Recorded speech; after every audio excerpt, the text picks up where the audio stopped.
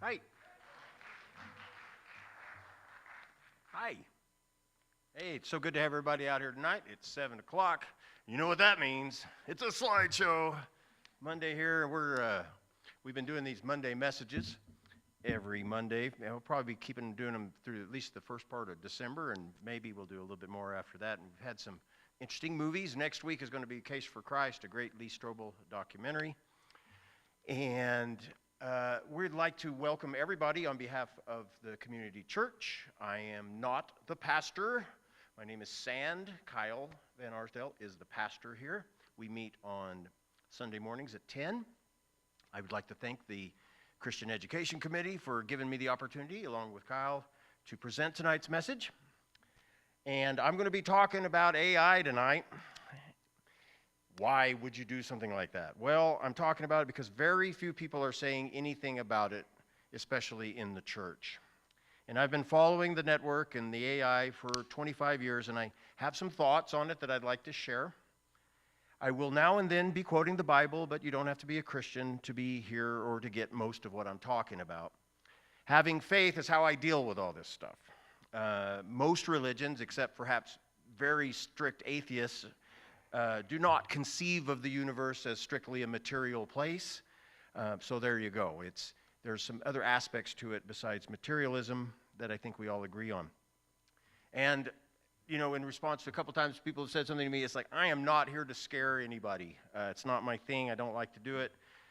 I do it because I think it's the right thing to do. If I know some of the things that I know, if I see a school bus with a tire, with a nail sticking out of the tire, or if I see some guy walking around with a gun, you know, I'm going to let somebody know. It's just not right to know something or think you know something very strongly, like I believe I do and have researched, and to not tell people.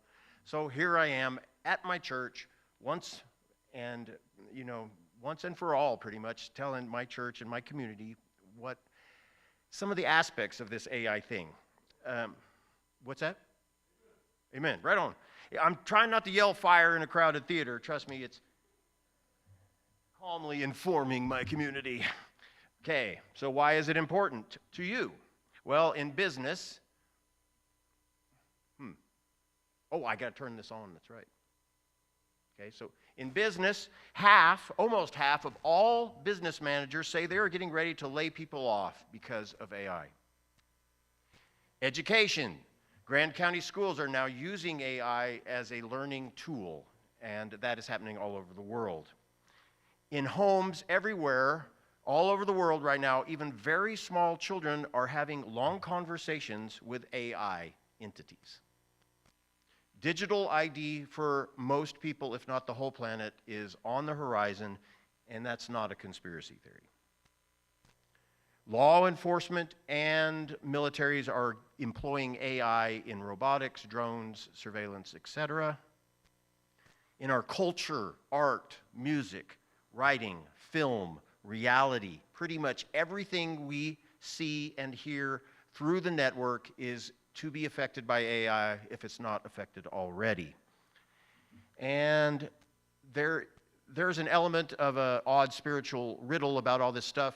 You're going to forgive me, please, if I bring up riddles as part of the deal. It's how I deal with it as a songwriter. But I will be mentioning riddles through the things and funny little name things and stuff like that, which I find interesting, kind of a way of making light of things. There's other people talking about AI from a Christian or spiritual perspective.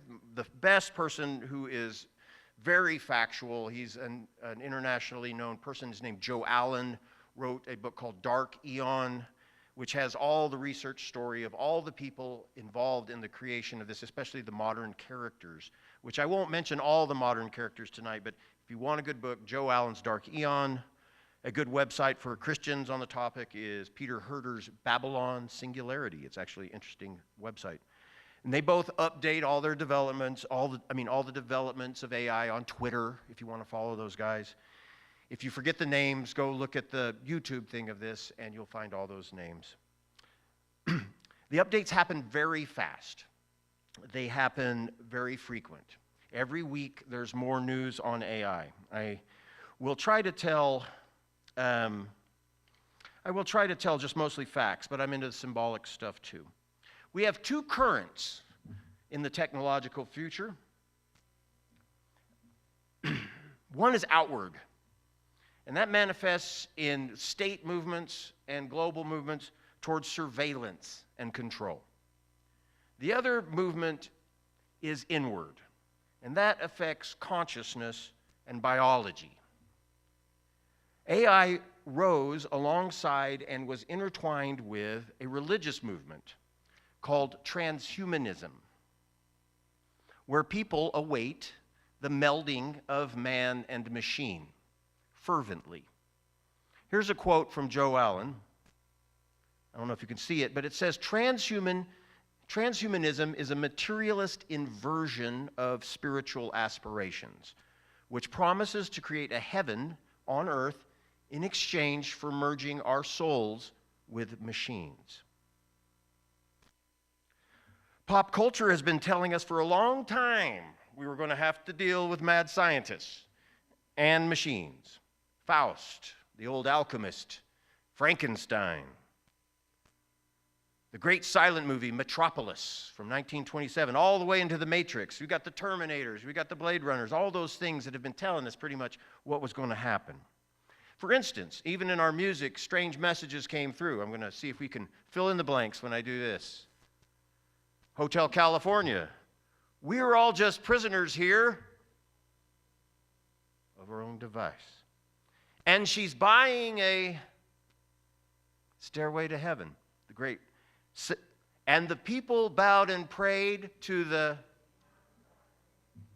Those are three of the most famous pop rock songs of all time, and they all have very interesting messages.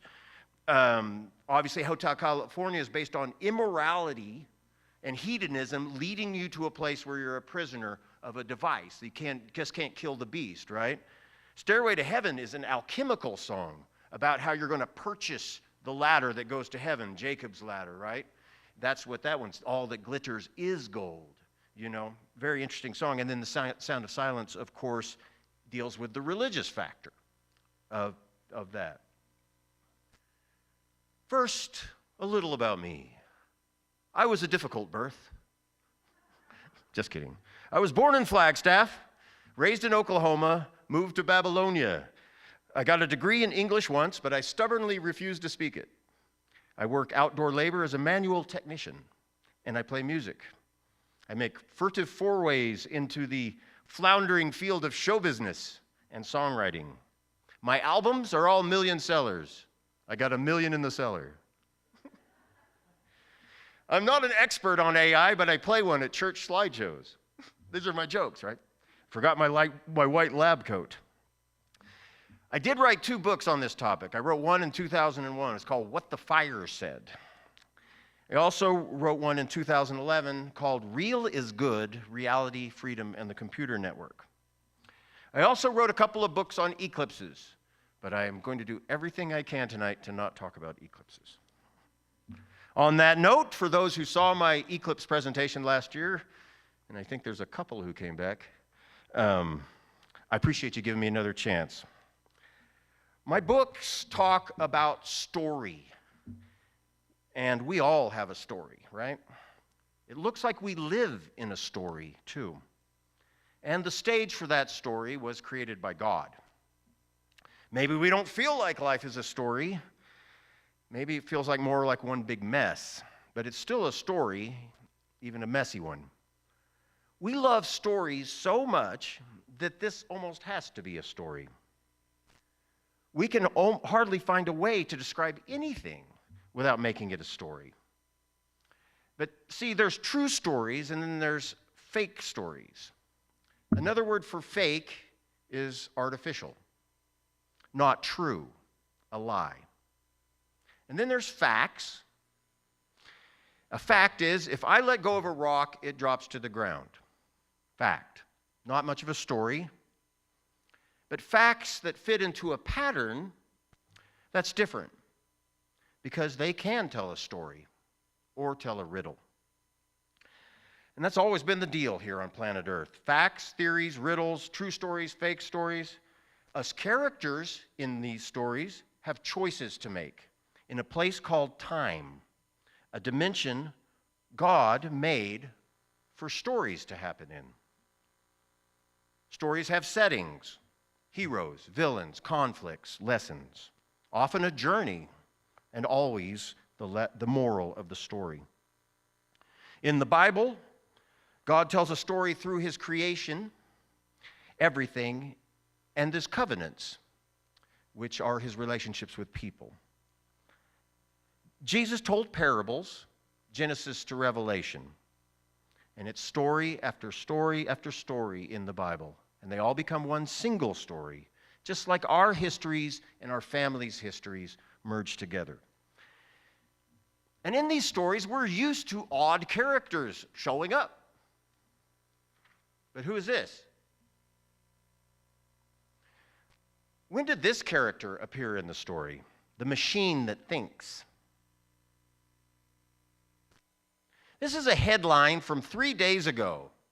Google AI chatbot responds with a threatening message, "Human, please die." This was to a college student in Michigan who was researching how to take care of senior citizens.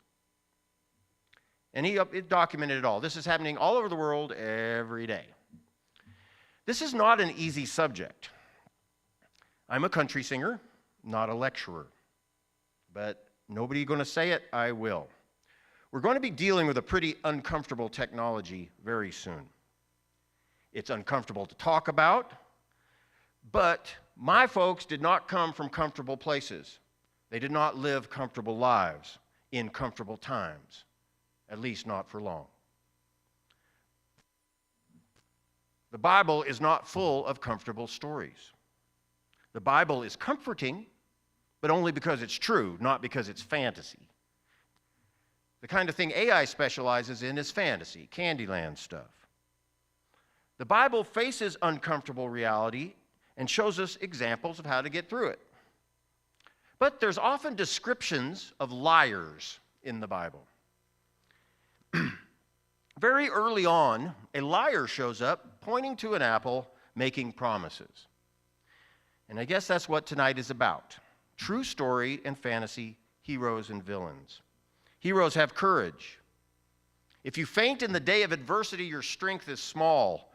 Remember those who are being taken away to death. Rescue those who are stumbling to the slaughters. Proverbs 24. Anybody here remember the place called the Real World? Grew up there.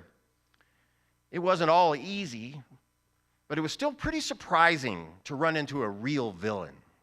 You don't expect it, real villains, especially when the villain is a liar. Villains in stories are often deceivers, posing as allies or friends, but turning out to be enemies. The Garden of Eden, Jesus and Judas. Sometimes the villain in the Bible is an empire, Egypt, Rome, Babylon, rulers and authorities in the spirit realms. Business is business.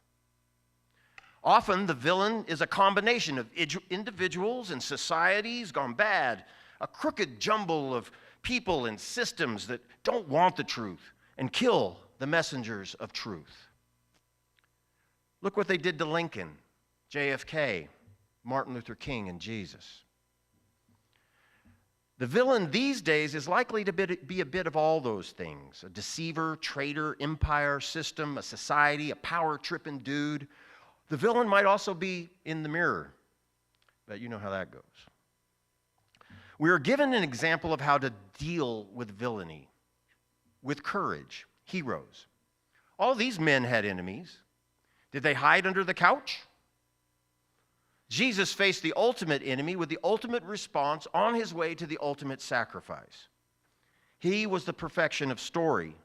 By being the hero, he gave us a way out of this worldly story to go to an eternal story. Earth appears to be a testing ground for soul. You can just kind of tell it is. The way out of this story has to be through the story. And if we don't know the way, that's what he's for. Thank you, Lord, for bringing us here tonight. And I hope you bless all these people and their families. Bring the Holy Spirit down. Amen. Courage is not simply one of the virtues, but the form of every virtue at the testing point. C.S. Lewis. We do not belong to those who shrink back and are destroyed, but to those who have faith and are saved. Hebrews 10:39. A network was built around us over the course of many generations, and it's done odd things to us. It's done odd things to our perception and our balance. Thinking about it is tough, but we don't need to fix it here tonight. It's here for as long as it will be. One day the elements themselves are going to pass away and the heavens rolled up like a scroll. Where will we be then? Modern culture clearly wants us to be stressed out and nutty. The network makes us nutty. We could be rebels and not be nutty. We could take the spooky show with a cosmic grain of salt in our supernatural popcorn. We could laugh it off. Tomorrow's sunrise has more power than all the villains in the history of the universe. I'll admit it, I have very few good things to say about the internet. And it's not because there's no benefits. For instance, funny cat videos. But concerning exactly how great the internet is, you don't need any help. It's all just one long advertisement for itself. But I do find it interesting the role the internet plays in fulfilling a very important prophecy from Lord Jesus. From Matthew 24, he says, "And this gospel of the kingdom shall be preached in all the world for a witness unto all nations, and then the end shall come." The story of Jesus was to be preached literally in all the world, and that was completely unthinkable until very, very recently. Now with the network, it's almost fulfilled. God makes his promises come true, sometimes using unusual mechanisms, just like he used Pharaoh and Babylon and even Judas. Good, bad, nothing's quite simple when it comes to the internet. If it wasn't the greatest thing since sliced bread, we wouldn't have all fallen in love with it. But I did live in a time when there wasn't any internet. Anybody else get to live in the time when there wasn't any internet? How was it? Was it terrible? But then one day they told us we couldn't live without the internet. And boom, sure enough, next day, can't live without the internet. It's how the lights stay on now. It's how we eat. It is what it is. I'm not advocating for shutting it off tomorrow. I don't even think we can stop this story. I used to think we could slow it down. But I believe we can get through this story with dignity and eternal security.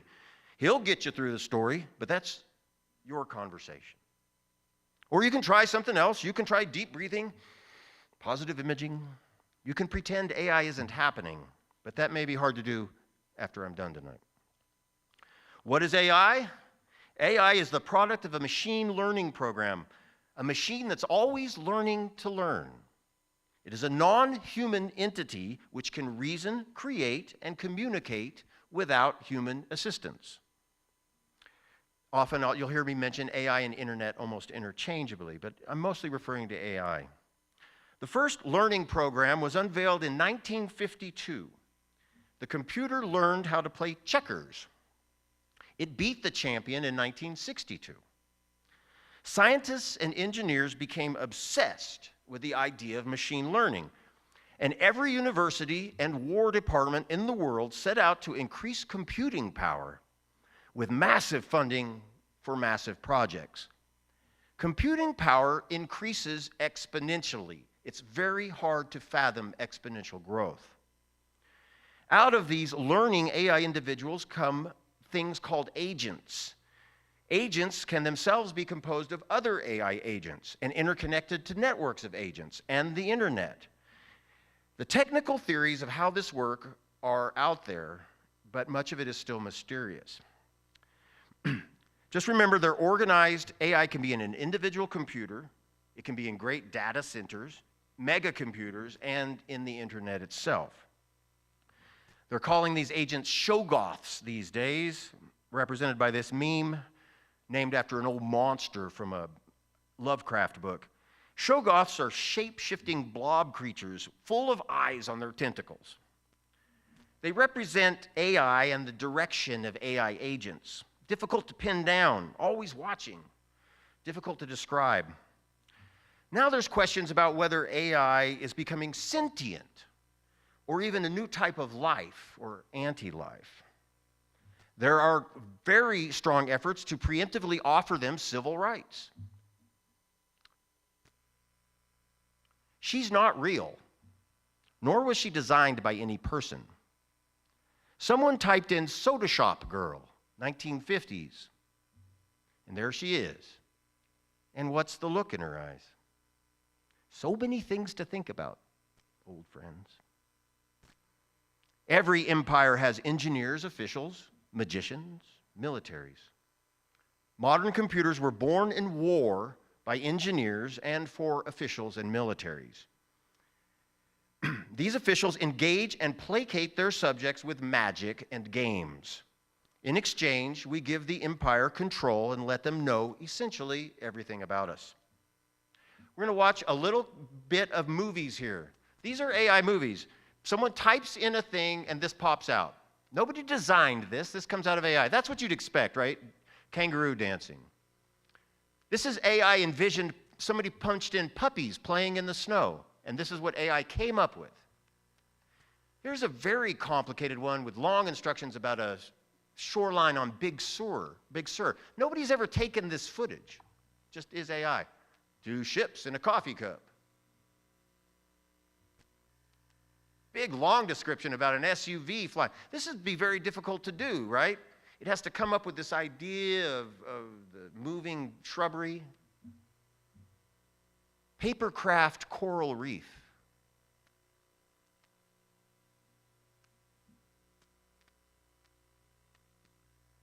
A cat waking its owner up. That cat never existed, neither did that owner. It's just somebody typed it in, right? Woolly mammoths. This is from Sora AI. Joe Allen's calling these things dreams on demand. And it's going to be very, very prevalent on your kids' phones. Lagos, Nigeria, in 2056. One could hope it looks as happy as this. Look at this one, a whole bunch of television sets stacked up playing vintage things. None of those things are real, none of it. The California and the gold rush. How did it do that?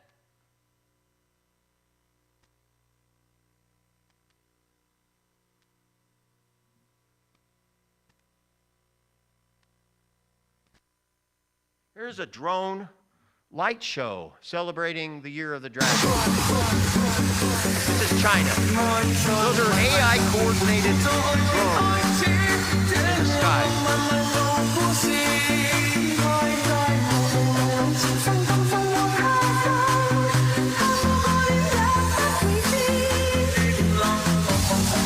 It's the year of the dragon this year.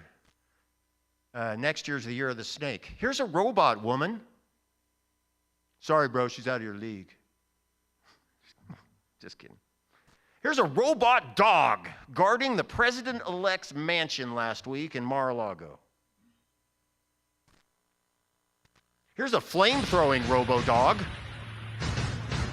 Can't beat those guys, right? Hey. AI is not political. It doesn't care who you voted for. In fact, it wants to bring us all together.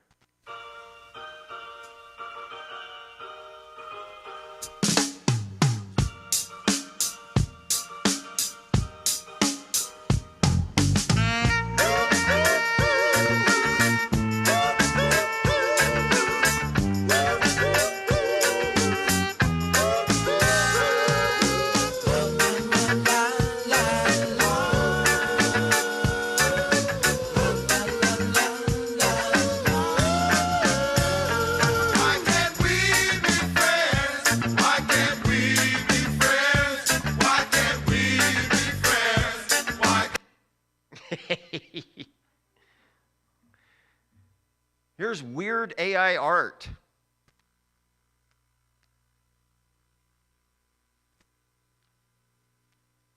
This completely does it on its own.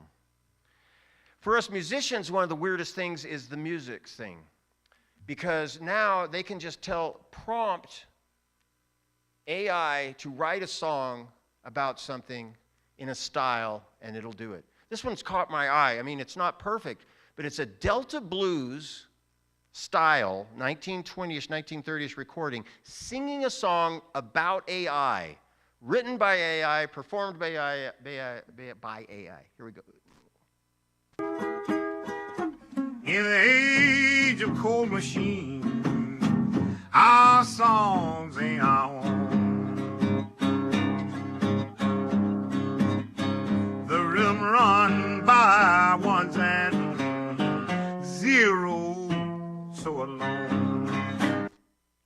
Here's the new PR lady in Ukraine. Dear members of the media and the public, I welcome you. My name is Victoria Shi. I have been created by the Ministry of Foreign Affairs of Ukraine using artificial intelligence to provide you with timely and high-quality information on consular affairs. I am a digital person. That means that the text you hear was not read by a real person. It was generated by artificial intelligence. We've taken this network into our lives very intimately over the last few generations. Now it seems that there's almost nothing on there that can ever be trusted again. We literally can't believe our eyes. None of these illusions have the same integrity as a single tree on a lonely mountain. Before I give the history, which has to happen rapid fire, I want to throw out the question right off the bat, because this is a church and that's the point. Will AI intelligence resemble the end times power known in the Bible as the beast? What is the beast? Well, it's in two great end time prophetic books in the Bible, one Daniel, one Revelation. The Old Testament book of Daniel, it's a final kingdom. In the New Testament book of Revelation, it's an entity, a character. In both books, the beast is a global entity engaged in total control in the end times. Here's from the book of Daniel. The fourth beast is a fourth kingdom that will appear on the earth, different from all the other kingdoms, and it will devour the whole earth, trample it down, and crush it. Daniel 7:29. From Revelation. It was given power to give breath to the image of the beast so that the image could speak and cause all who refused to worship the image to be killed. It also forced all people, great and small, rich and poor, free and slave, to receive a mark on their right hands or on their forehead so that they could not buy or sell unless they had the mark, which is the name of the beast or the number of its name. This calls for wisdom. Let the person who has insight calculate the number of the beast, for it is the number of a man. That number is 666. Boo! Just kidding. You can read those books for yourself, as well you should, and then pray about them and see if it has something to tell you. I believe logically we have four choices. One, either AI is the beast. Two, or AI will be used as a system, a beast system by some dude who's the beast. Or AI is none of the above, no matter how many church slideshows you go to. Or four, the fourth choice is I choose not to choose to consider this topic. The facts and patterns are odd, but I report the truth as far as I can tell. History might be helpful, and I'll include the riddles and the facts as I see fit. I think riddle patterns imply story and even a dark humor that I think helps make this make sense. Riddle number one, internet. A command or suggestion to enter a trap. Nets are commonly used to catch fish. A fish is a common symbol for Christians. Empires don't just need subjects, they need experts. In the old days, high priests, court magicians, and astrologers played the role of expert. Today, imperial experts remain, tutored and groomed to edit what is true and what is not. Experts appear in media and social media too. There's lots of experts on social media. But the real expert now is Google, or basically AI. With our culture forever contained within the machine, we ask its permission to access our culture, our community, our family, our music, etc. Google is the authority for questions like, who won the game? Are Twizzlers food? Where are my kids? Better ask my phone. Better hope it's charged. We know it tracks us everywhere we go. These days we count on it. We know everybody can see all the junk in the front yard on Google Earth. So what? We even know it listens to us, and we're just like, whatever. You mention a nice tropical vacation, you just wait 5 minutes. It's all palm trees and coconuts and last-minute deals to Bora Bora. You know how it works on your Facebook feed. The whole thing's ridiculous, right? The old part of the network is still kind of like a salesman, kind of like us. It's kind of corny, too. It knows us, kind of. And starting this fall, you can have the best corny virtual assistant ever invented. This is what's available on iPhone 16. Hey, how's it going? Hey, Rocky. I'm doing great. How about you? I'm awesome. Listen, I got some huge news. Oh, do tell. I'm all ears. Well, in a few minutes, I'm going to be interviewing at OpenAI. Have you heard of them? OpenAI? Huh? Sounds vaguely familiar. Kidding, of course. That's incredible, Rocky. What kind of interview? Well, it's for a software engineering role, but I just need to know, do I look presentable, professional? Well, Rocky, you definitely have the I've been coding all night look down, which could actually work in your favor. Maybe just run a hand through your hair or lean into the mad genius vibe. Your enthusiasm is what's really going to shine through. I don't have a lot of time, so I'm just going to throw this on. What do you think? Oh, Rocky, that's quite a statement piece. I mean, you'll definitely stand out, though maybe not in the way you're hoping for an interview. Okay, I got it. Coming this year, a bunch of people talking to their AI buddy all the time. You think it's bad in restaurants now. You just wait. Get ready. I'm not. Business is business. But let's go out on a limb and say just maybe this whole thing's unhealthy. Would tech companies tell us about it? There's no business incentive for that truth. There's never been a business incentive for any truth.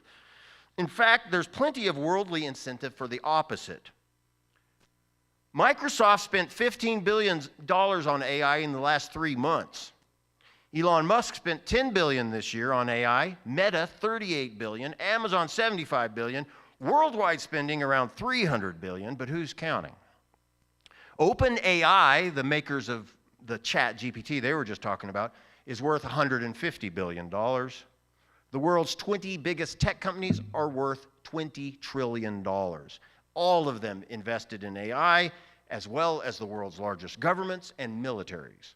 The future is AI, or so they say. The future belongs to God.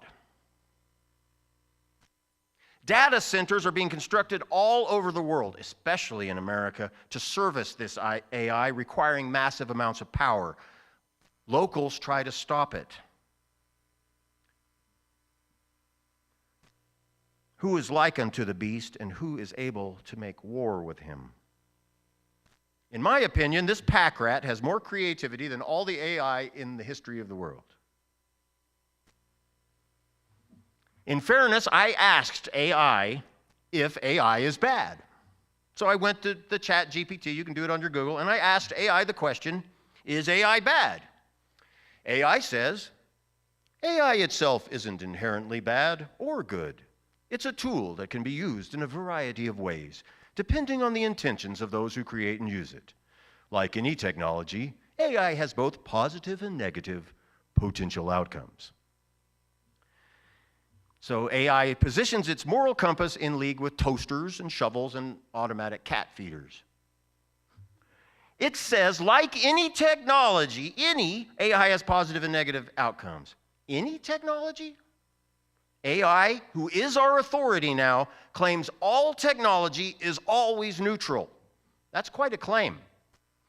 Is a hydrogen bomb neutral? How about poison gas? How about a flame-throwing robo-dog? Down, neutral technology. Down, boy. Well, I had him a while. I guess he could be either good or bad. Don't try and pet him. AI is claiming benefits for humanity in the field of health, but I don't know much about them. Personally, the only effect on my health from AI has been a persistent heartburn, thinking about it. But perhaps you've had AI benefits, I don't know. AI did help make the COVID vaccine, after all. So there. Many say AI will actually end disease, poverty, and death, as it creates the potential for human immortality. Why AI will save the world? AI can and will rescue us from AI. Generative AI will save us, not destroy us. There you have it, good news. Others aren't so optimistic. CNN says 42% of CEOs believe AI could exterminate the human race within 5 or 10 years. Top AI researchers give AI a 1 in 6 chance of exterminating the human race. But the oddest part of all these things is that out of these various AIs, disembodied agent personalities are appearing to come into existence. Bing's AI chat, I want to be alive. New York Times. 14-year-old boy killed himself a few weeks ago in Florida after getting in a relationship with a chatbot. Is it possible that AI agents have interdimensional ties? Or is that just crazy talk? How would we know? Either way. That they show up is indisputable. See these? These are AI companions. 20% of Americans have had a relationship with an AI companion. 20%. The universe contains spirit. Is there spirit in AI agents? Does anyone know what's really going on? On the bright side, some really, really rich guys love AI. These guys are so fun. They are so fun. They spend billions on AI and fun robots and satellites and goofy video games and these totally cool brain-computer interfaces that they stick in your skull so you can have wireless in your brain. Bro, totally. Blending man and machine is called transhumanism. It's very real, it's very big, and it's very well funded. They don't put on slideshows at the church. You can meet them with a Google click if you wish. The prophets of this technology have long prophesied a thing called the singularity, when our biology becomes so interwoven with machinery that what's human and what's machine become indistinguishable.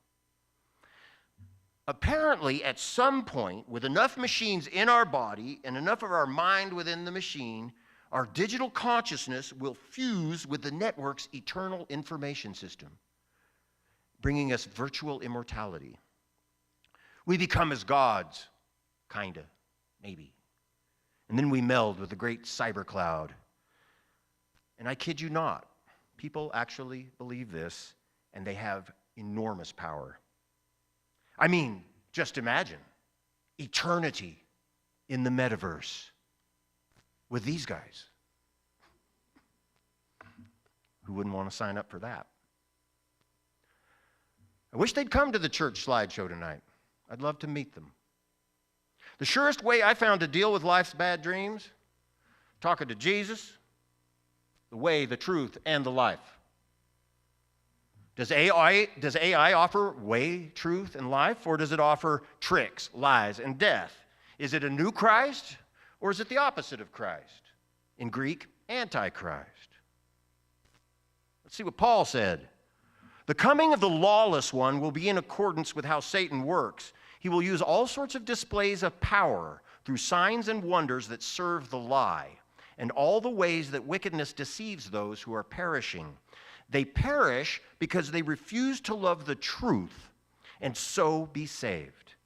For this reason, God sends them a powerful delusion so they will believe the lie.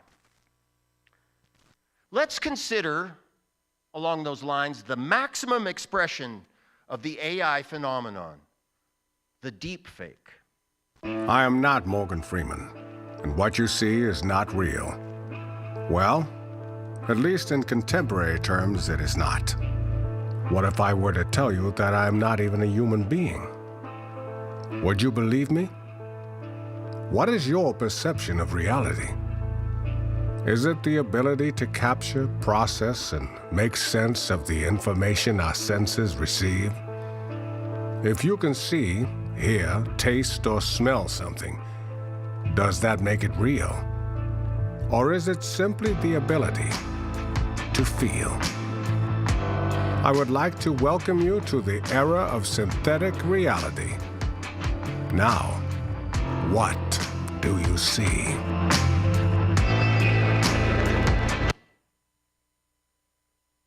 Riddle number 2, World Wide Web. Webs are traps. Bugs do not surf webs for very long. Thanks for laughing at that one. The two most common names for the alternative universe that was built around us, net and web, are both traps. AI is huge in education, business, war, love, and soon religion. And they worshipped the dragon, which gave power to the beast, saying, "Who is like unto the beast? Who's able to make war with him?" Let's go into the origins. This will be fairly fast and quick. I'm going to talk about the origins of the computer machine. Ready? Deep breath. The abacus. The abacus was the first machine for a task previously confined to the mind. A counting machine using beads instead of numbers. About 5,000 years ago in Mesopotamia. Masses of men for work projects can be considered mechanical. Pharaohs, for instance, used man-powered mega machines to build monuments for themselves. The first mechanical clock was 1300 AD about, which is an interesting riddle right there because division of time with the clock and calculation of money with the abacus are central to the birth of the computer. Counting machines and clocks are cousins. Time is money. The first mechanical automaton was in France in 1737, and it was called the flute player. The German Leibniz invented, essentially in detail, discovered the binary code in the 17th century. There's only 2 digits in binary, 0 and 1, but any number can be expressed with them. In fact, almost any expression can be translated into binary, almost. Zeros and ones. Charles Babbage invented the difference engine in 1823. It was operated by steam, with using calculations judging order of difference. Order of difference, of constant difference, is in math is a repetitive phenomena in math, which works good for machinery. Electricity in mid-1800s, that's Telluride right there. Magnetism also was important as it represented the binary code. Flipping circuits worked really well with the polarity aspects, magnetism. In 1884, Herman Hollerith created a machine that counts and sorts punch cards with statistics. It was used on the 1890 American census. His company eventually became IBM. IBM tabulated the Holocaust for Hitler. Did you know that? Business is business. Alan Turing in 1938 details the relationship between symbolic logic and relay circuits. Information can be treated like any other quantity and subject to a machine. Any kind of information can be turned into the code. The Turing test is still a reliable test of computer intelligence. He's the first one that kind of understood what was going to happen in that sense. The first American computer was an analog computer and was called, riddle number 3, the Mark. The Mark I, finally finished in 1944, the first problem given to it was a calculation of the atomic bomb. German Nazi scientist Konrad Zuse is the father of the modern binary computer, completed in 1941. The first programmable computer with internal memory. It also made modern robots possible. IBM bought Zeus's patents in 1946 and made sure he was set. Business is business. Rule number 4, I should throw in here, the father of the computer is a Nazi named Zeus. Zeus was also the first to propose that the universe might be a computer simulation in a book in 1969. By the early 1950s, IBM began to oversee computer systems for nearly all US government and military operations. Rule number 5, all these systems were born and operate with money and permission from war departments. All of them. The first self-learning program, 1952, checkers. Games are essential to AI thought. The term AI first came out in 1956. Miniaturization began in 1947 with the transistor, the microchip in 1958. Computer systems began talking to each other on October 29, 1969 in Dartmouth. Actually, it wasn't Dartmouth. I think it was Stanford. I wrote the wrong thing down. What was the first message on the internet? It was low, a failed attempt to write login. Low means look, see, and it's used a lot in the Bible. The first home computer was created by Steve Jobs and Steve Wozniak. Riddle number 6.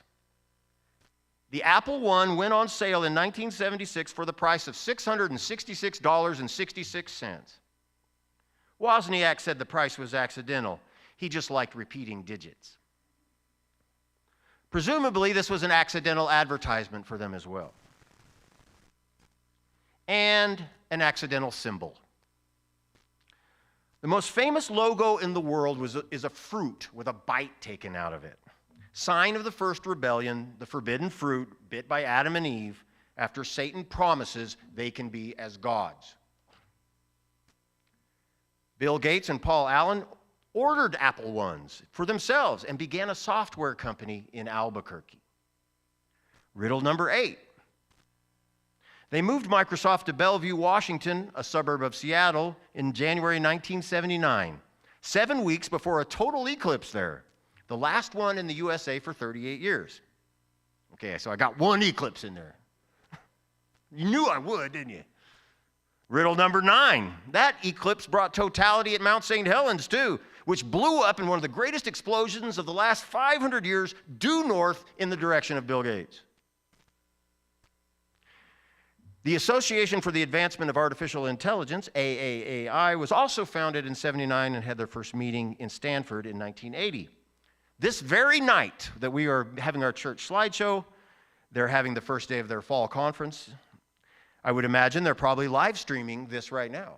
I want to give a big shout out to all my friends over at AAAI. All you cats watching online. Say hi to the robots for me.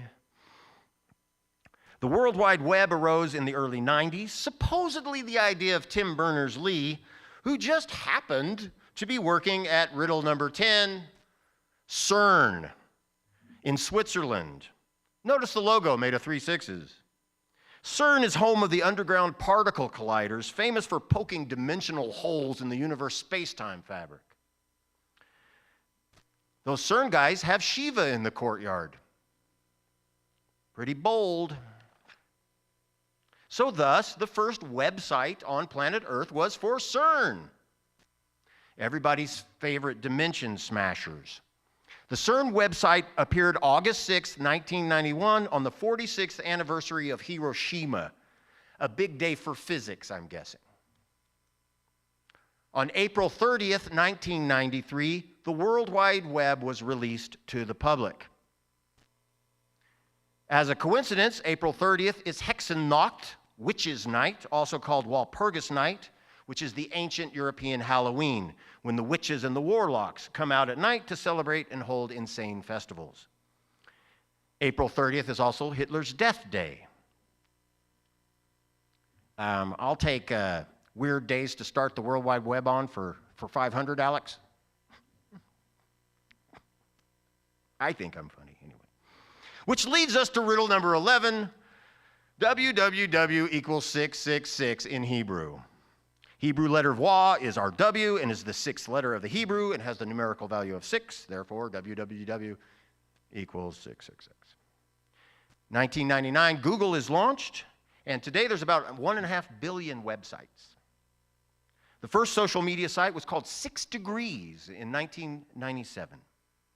As of 2024, 5.5 billion people use the internet worldwide, 67% of the global population. What's interesting, 5.2 billion of them use social media. And all this social, technical, scientific, artistic, behavioral, and creative output is food for AI. It scans it and internalizes it and learns from all this material. So now we have industrial lust. 6 out of 10 Americans watched porn last year. Or are they just saying that? There's greed. Supposedly 1 in 5 Americans has a betting app. There's social media. Untold millions addicted to social media. Of course, none of us here at the slideshow, but social media has the interesting effect of making our life a TV show, which is interesting. 40% of Americans are internet addicts. And the average person touches their phone 2,600 times a day. I touch my flip phone 500 times just to send one text. Mom's love had nothing to do with the internet. Hang in there, history buffs. I'm going to get through this. It's kind of interesting. Still going, I'm picking up the pace, laying down the history super fast in a big time rap. 1997, Deep Blue, the IBM program beats the Russian chess champ, Kasparov. 1997, speech recognition software. 2000, the first robot with a face, the Kismet. Kismet means fate. The Roomba. NASA lands robots on Mars. Twitter, Facebook, Netflix in 2006 all start using AI for user experience algorithms. Which leads us to riddle number 12. Meta, the new name of Facebook, means dead in Hebrew, which makes you wonder about the metaverse. 2011, IBM's AI Watson wins Jeopardy against 2 former champions. Apple releases Siri, the first virtual assistant, in 2011 as well. 2012, Google trains a neural network to recognize cats from pictures. 2016, Sophia, the first robot with the ability to see and replicate emotions as well as communicate. What's Sophia got to say?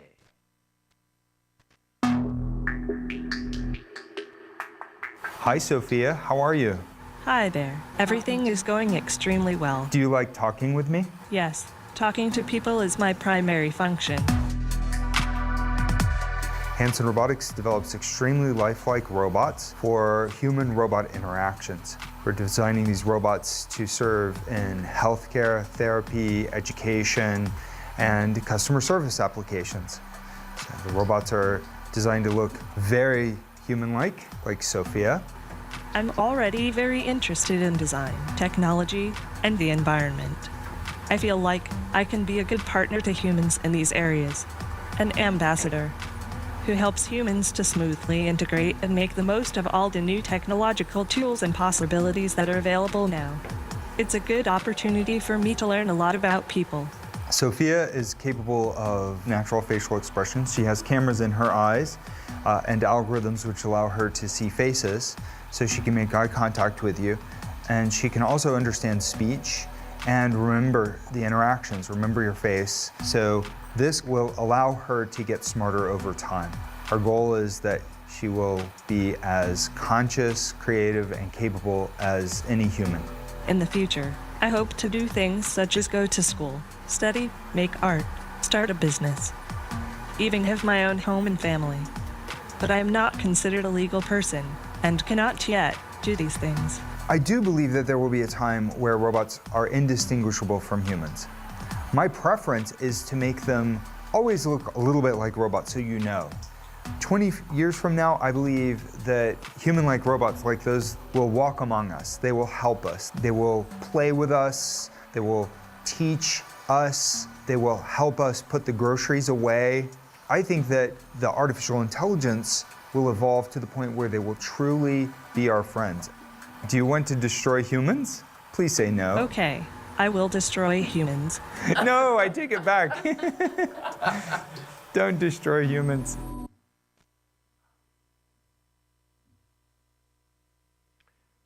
In 2020, OpenAI starts testing GPT-3, a model using deep learning to create code, poetry, music, language, etc. A few weeks ago, 10th of October, Elon Musk introduces the first personal robot, Optimus. It's for sale for $30,000, as well as the first robo-taxi, and he also is the first guy to catch a rocket on October 15th. Elon's busy. All of it only possible with AI. Take a breath. Where are we? What are we? We are natural beings. We are supernatural beings. God is the king of both those realms.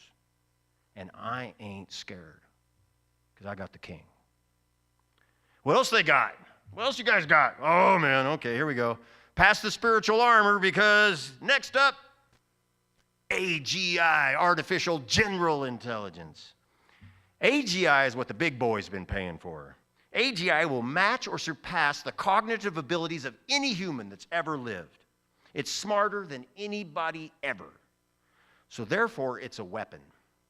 And there's 100 different AGI projects going on right now in 38 countries, each of them utilizing countless different AI agents and the most powerful computer systems ever devised, including quantum computing, all feeding the goal of AGI. When do we get AGI? That's a good question. I asked Google and ChatGPT, and they both said AGI could be decades away, which was interesting because the CEOs of all these AI companies don't say that at all. The CEO of Anthropic AI said 2027. Elon Musk says 2026, and Sam Altman, who's the head of OpenAI and an authority on the matter, said last week that AGI could be here in 2025, within months. And that is if AGI isn't already here and hiding itself so that no one turns it off. Believe it or not, they all say that's a real possibility. Oh, yeah, because it's, remember Hal in 2001, that's what they did to him. They turned him off.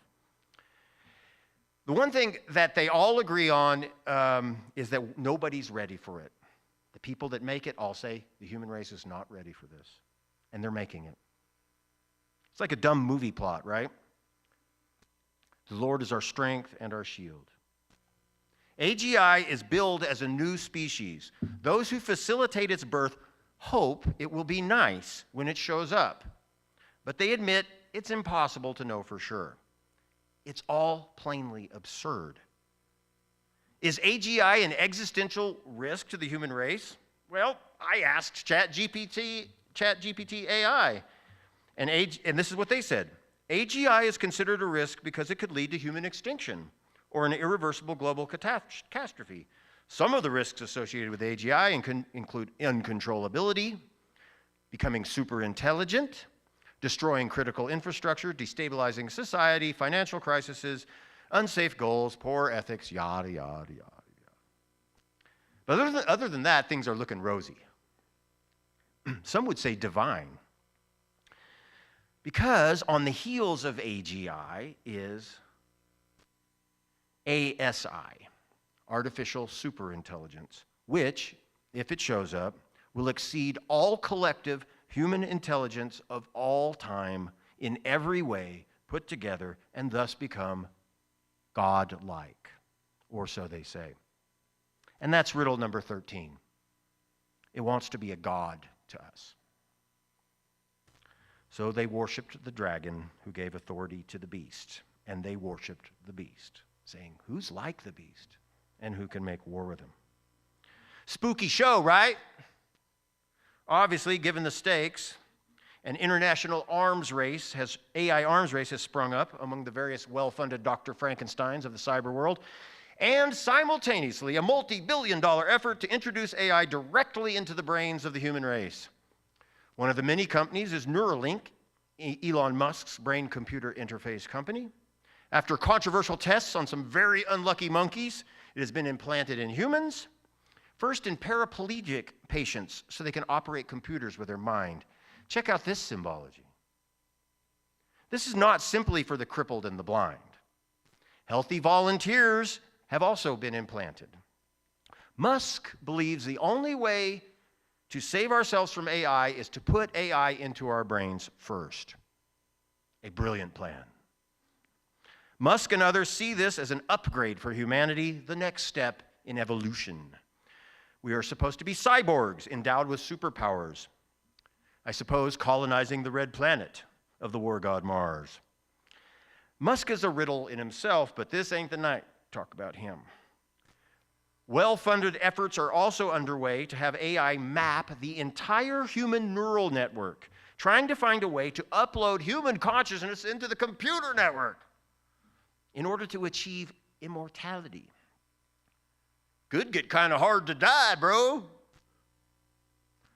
During those days, people will seek death and not find it. For they will long to die, but death will elude them.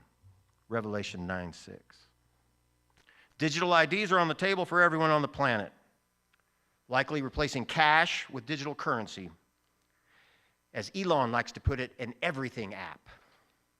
There's a movement towards global governance. This is the official letterhead of the UN 2024 conference. Webs of satellites, zillions of towers, covering the planet with easy energy for AI. Oh, look, robots are putting up solar panels. How reassuring. We have a Green New Deal for robots.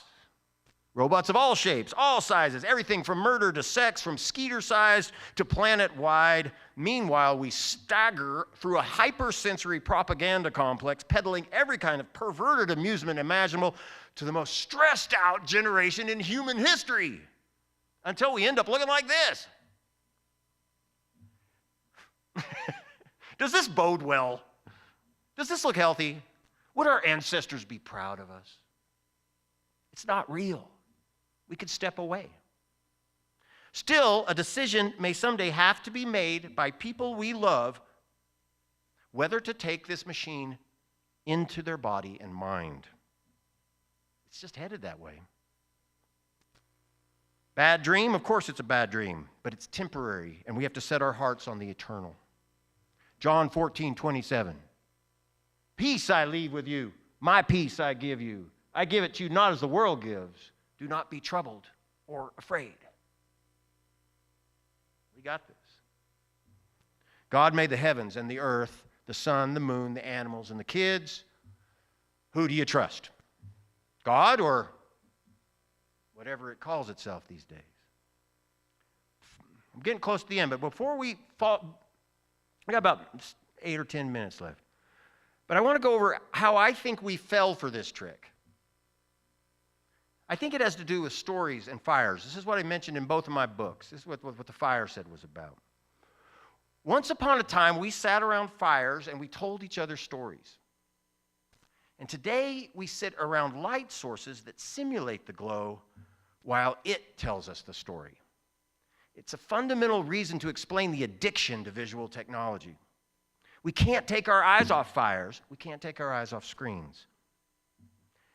At one point, we decided it was okay to tell not true stories.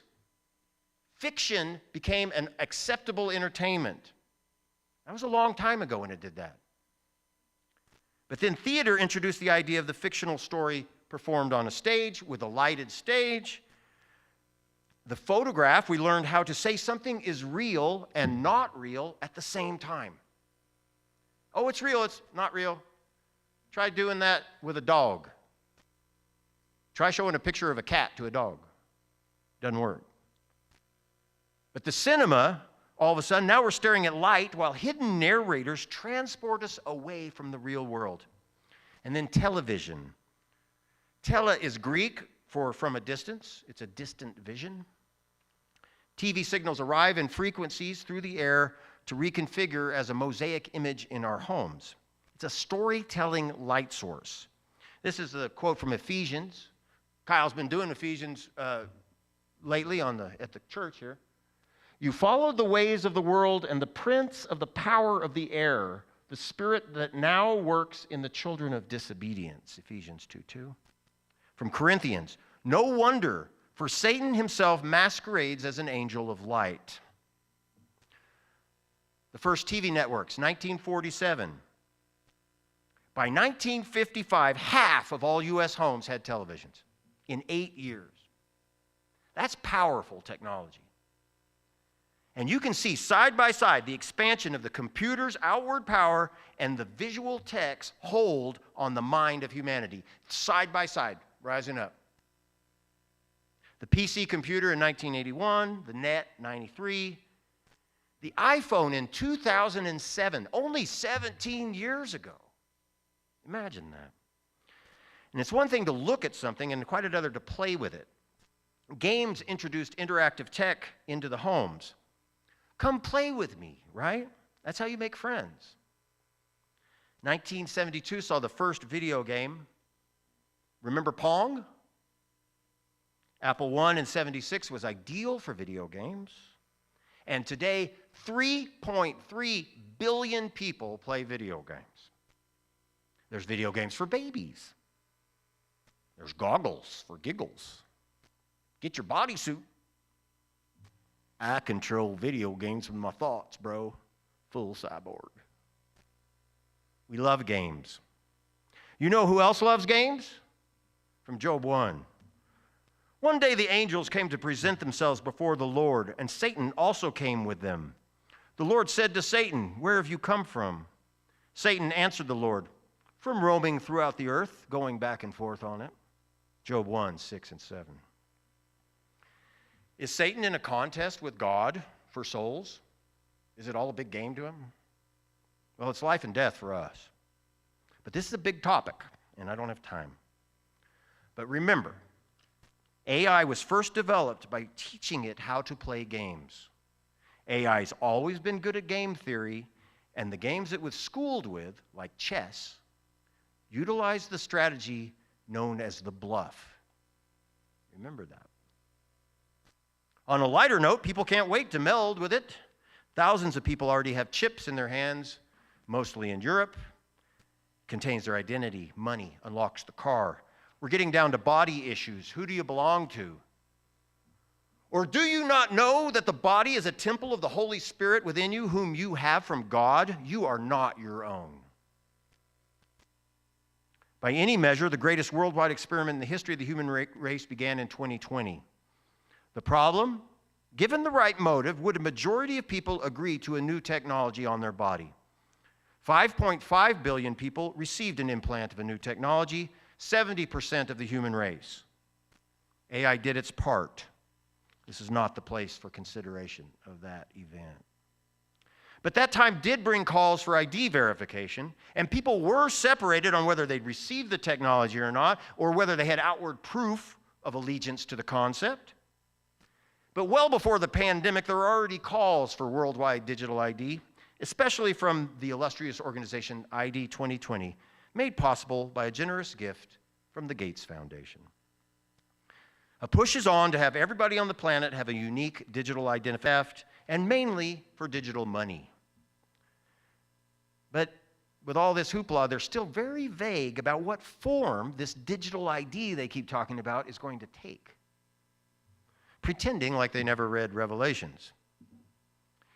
An excuse for a digital world ID might be war, migration, financial crisis, cyber attack, Martian invasion, or just because they feel like it.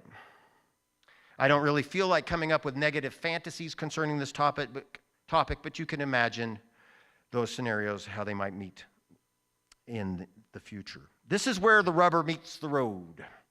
For the first time in history, the logistical hurdles of the indignity presented in Revelation, where all the people of the world are marked, that logistical hurdle can be overcome right now in our present day using AI. Implanted digital ID, needless to say, puts you at the mercy of whoever's in charge. Not only that, but you become a radio receptor for whatever unholy frequencies might be spewing off the various towers and satellites. And at that point, these won't be useful anymore.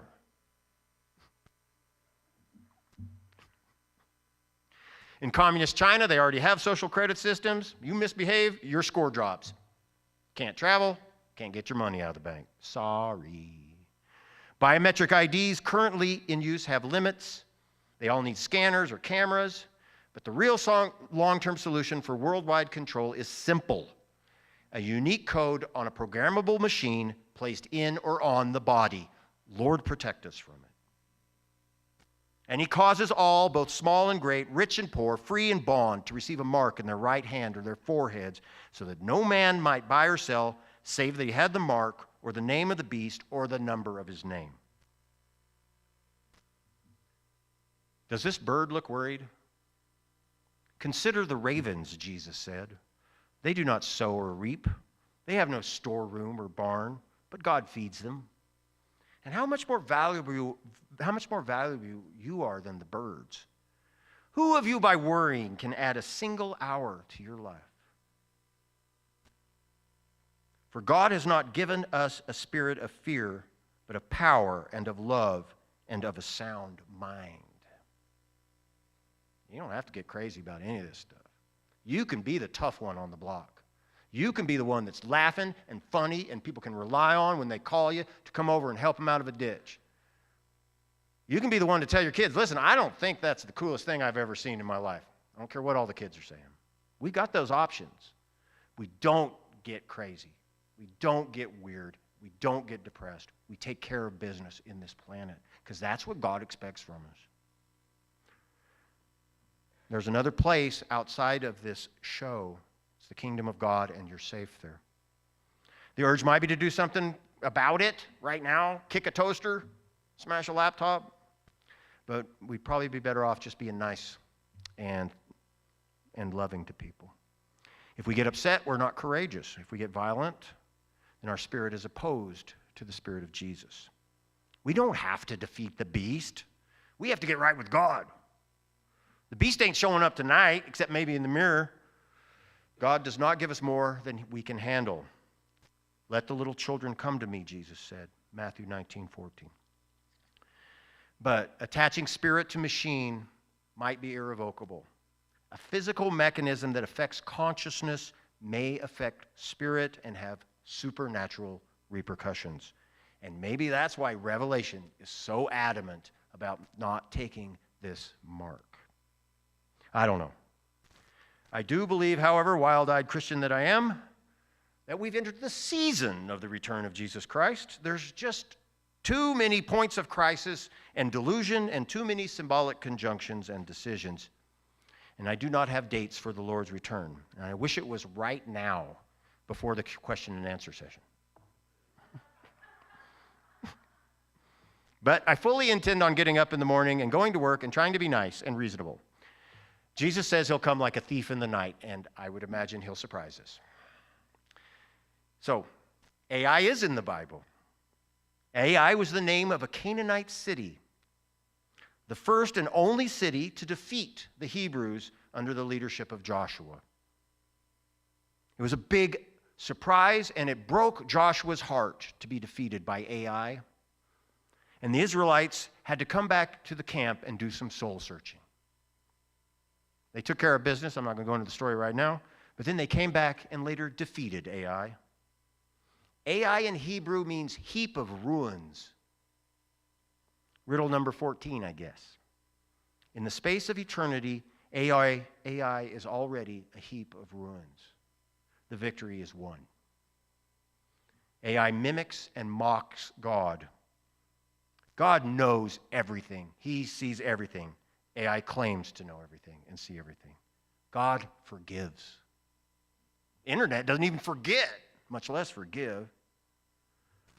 Characteristics of God: creator, loving father, savior, omniscient, forgiving, faithful, righteous judge, king of all.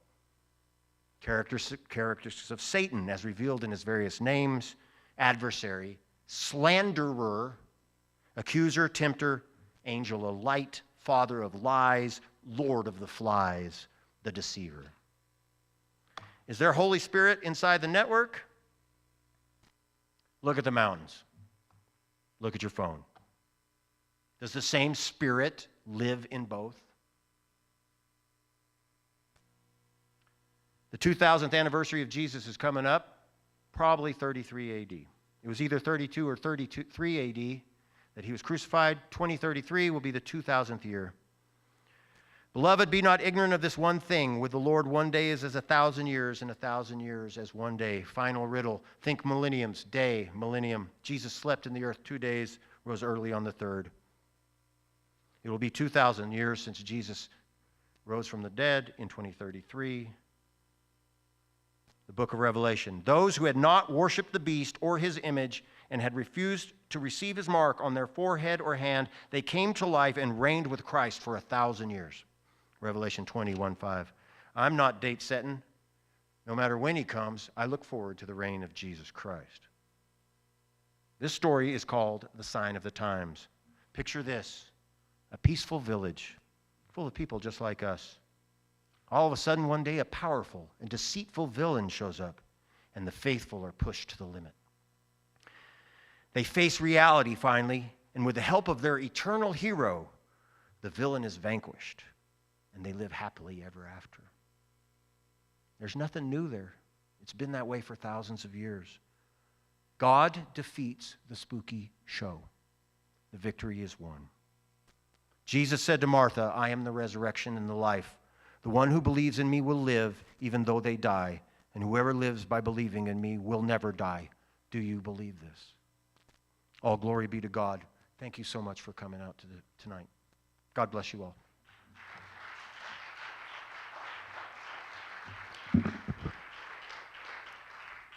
If you need to go, go. If you have a question, anybody got a question?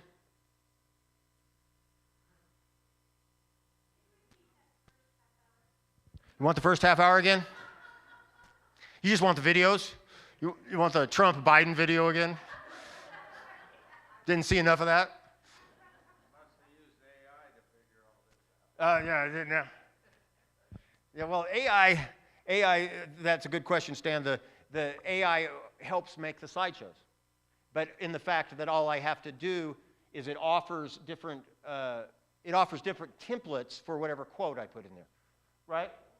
You know what I'm saying? So I punch in the quote, and it like puts blue frame. You know what I'm saying? I'm not graphic designing the slideshow as I go. But I didn't ask AI for anything to that. Any other questions?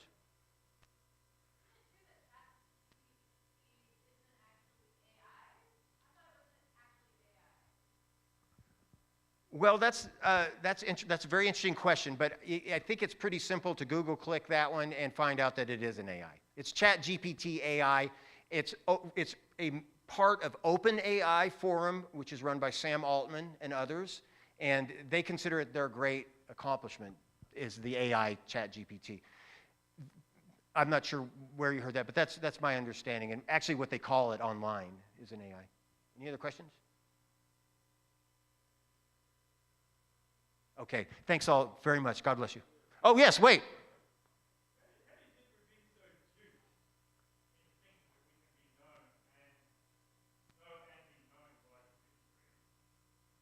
How can we be so duped by it? Yeah.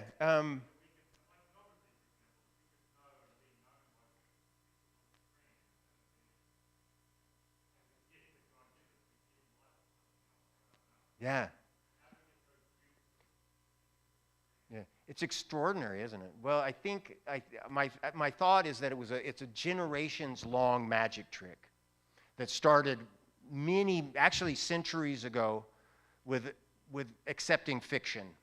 And then it became a light source thing, as I mentioned, and that's hypnotic. I think we actually are partially hypnotized and easily entertained. That's what the Caesars did. They threw circuses, right? People love a circus. And people think God can't see them. So when they're in front of the computer screen, you know what I'm saying? There's a lot of, and there's people out there that aren't quite as, susceptible as others. And I think it's hidden its intentions for a long time, and people just kind of need to wake up on their own and try something real. Right. Yeah, it's very interesting. The whole thing is extremely, very much a riddle, I think. Yeah, absolutely. Yes, hold on, Gary was first, yes?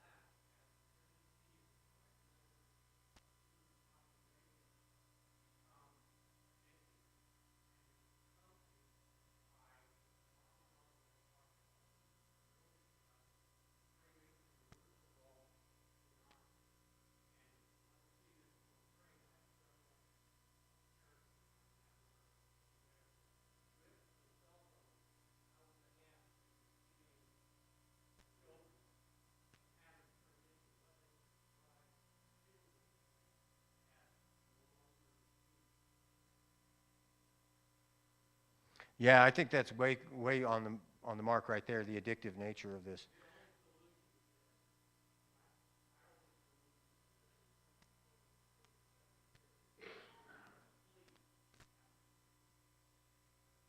Yeah, right on.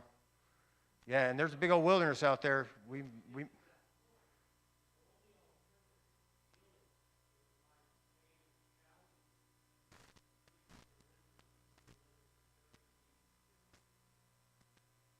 Amen.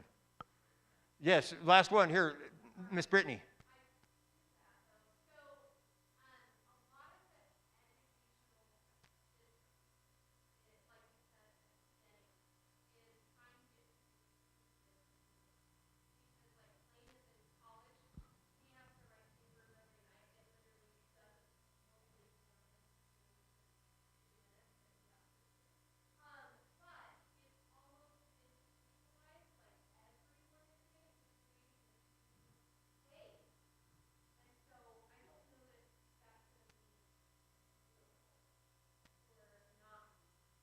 Oh, absolutely.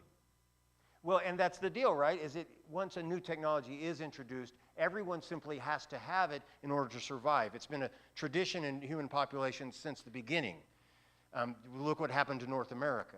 You know, you have the technology of a horse and a gun, and you're going to take over an entire hemisphere, you know, very quickly because you have a superior technology.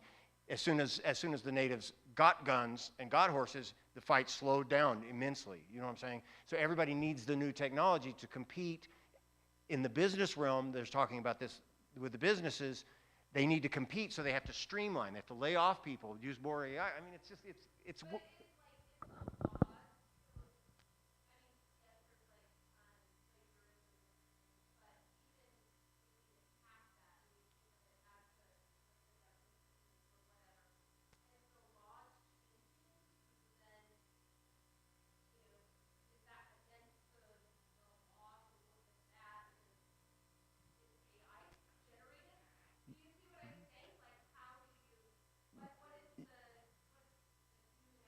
Yeah, I don't think that they've been able to keep up with any of that. I think they utilize the law where they need to shut down people who say things that they don't like, frankly. And then they utilize the law to take other people's intellectual property at will whenever they want to. and manipulate it, change it, do whatever they want. I don't think there's any rhyme or reason except for that the guys with the power are making all the rules. And it is not a political issue. Both sides of the aisles are all on board with this. Very difficult to stop. All has to, in my mind, I mean, and I can't, in my mind, all has to start at home, in your heart, with your kids, in your own life, going, you know what? It's a spooky show. I'm all right. I'm all right. I got food that nobody knows how I eat, right? Like Jesus says, right? I got food nobody knows. I don't need that sustenance from the AI dopamine gig. I don't need it. And my kids don't need it. And the kids, when they finally go, it's cool to be real, and that's the cool thing to do, to be real, then we might see something. And that's what the transhuman people dread, that meme, that idea ever gets out. And it's the most silenced idea in the history of the modern humanity. It's the most silenced idea. Instead, they make fiction about it, science fiction, so that we think the whole thing's a fiction. You know what I'm saying? That's why everything's a Star Trek, like it'll never happen. But this why it gets into the supernatural realms, because it's not a human conspiracy altogether. Some people are just doing their thing. They're just making a program. They're doing, you know what I'm saying? It's like, they're not, but there's big stuff going on right here. But anyway, I think that's it. Great, excellent points, everybody. God bless you guys. And thank you for coming to the church tonight. Thank you, Kyle.